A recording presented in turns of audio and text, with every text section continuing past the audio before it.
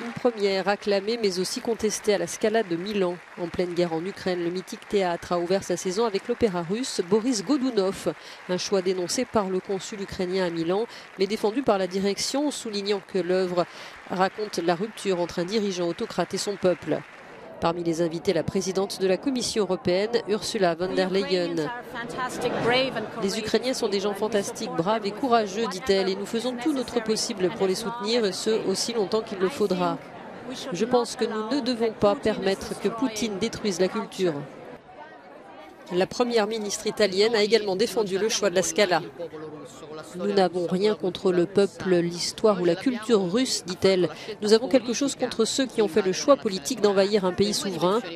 Les deux dimensions doivent rester séparées. Ce sont deux choses très différentes. À l'extérieur du théâtre, un groupe d'une trentaine d'Ukrainiens n'était pas du même avis. Ces manifestants ont dénoncé l'État terroriste russe et demandé à la Scala de ne pas favoriser la propagande de Poutine. C'est un problème majeur. La culture est devenue une sorte d'arme pour les Russes. C'est ainsi que les Ukrainiens le ressentent et ils ne veulent rien entendre de russe. Et moi, je ne veux pas protester ni contre la culture, ni contre l'opéra.